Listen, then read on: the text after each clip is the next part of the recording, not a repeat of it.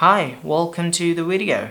In this video I'm going to dive into poetry and show you a bit of the journey and talk about some stuff, and then finally give you my final all the things that I've learned and some of my advice for you. Now you can just skip to the advice part, but why would you do that? Don't do that. Enjoy the video. So a while ago I exposed myself to fiction writing, and while it did give me a good understanding of the whole process and of how it's done, I also developed some amount of appreciation for storytelling, whether it's in a book or a movie, a TV show, or a YouTube video. And that led me to start liking things that I previously considered boring, and I think that's great because I like liking things. So now I'm gonna attempt something similar with poetry. Now my current understanding of poetry is basically nothing. I mean, I do sometimes feel the drama or the boldness of some poems, but I want to understand it better. I want to get inspired by it, like I get by a good movie or a good song.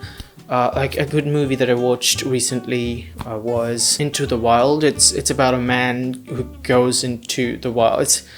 I'm not going to explain the whole plot of the movie, but what the main character does in the movie, it's not something that I would personally do. It's the story and how it's told that kind of brings you into this zone. And now whenever I listen to the songs that were in the movie, it all just brings me back to it. So I want to feel this level of attachment to poems or any form of arts, but for now poems. And my current level of understanding of poetry is represented by this little skit. Hope is the thing with feathers that perches in the soul and sings a tune without the words and never stops at all. Well, I love Emiliy Dickinson's poems. What about it? What do you like about the poem? Well, I basically watched this show, Dickinson. It was a fictionalized version of the life of Emiliy Dickinson, and, you know, got inspired by that. Yeah, but what exactly do you like about this poem? Well, you know, it's very deep. You know, explain it.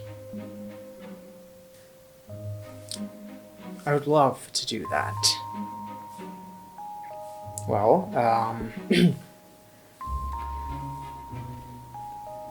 the author, Emiliy, the poet, Emiliy Dickinson, is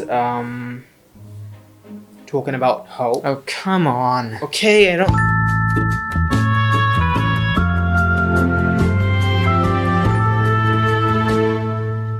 So I started doing some research. I did what any noob literature enthusiast would do. I googled it.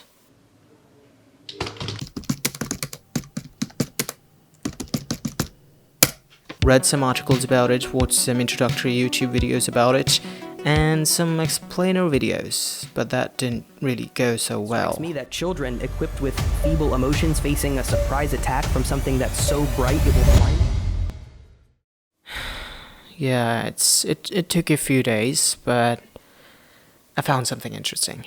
You know, learning to appreciate poetry, or, you know, what it takes, just for some advice, because it's always been a tough nut to crack for me. And I came across this this essay on poets.org, and it's called How to Read a Poem. So yeah, I checked out the website, and it's a good one. I got some really good advice, and that advice also aligned with all the other videos that I'd been watching for the past few days. So after some amount of preparation, I felt ready, and I gave it a try. I started reading poems on the same website, and I had an amazing experience.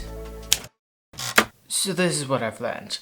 Number one, read it out loud. This is like the most basic yet very helpful piece of advice that I got from almost every YouTube video or article that I've read or watched. And I think I understand why that is. I think there's just something special about reading a poem out loud. It kind of deepens your understanding of it. Number two, addressing my assumptions, or our assumptions. I'm assuming everybody assumes these things. First, if you read a poem once and don't understand it right away, it doesn't mean there's something wrong with you or with the poem or with the world. It's normal, it is how it goes. You read it a few times and understand it a bit better every time you read it. Second, don't treat poems like riddles. They're not meant to be solved. Most of the times, they don't even have a single meaning. Which brings me to number three. Embrace the ambiguity. Now this one's a bit tricky because many of the good poems are usually ambiguous. They don't have a single meaning or single context or a single explanation to them. And I think this could be difficult or uncomfortable because we're used to reading prose in which we know exactly what's being talked about, and so it's hard to not know the meaning of what you're reading. And so knowing that it's meant to be ambiguous can help a bit. What else?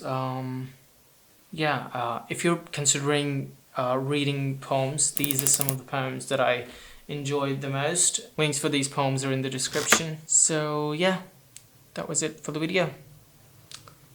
Like and subscribe if you enjoyed it.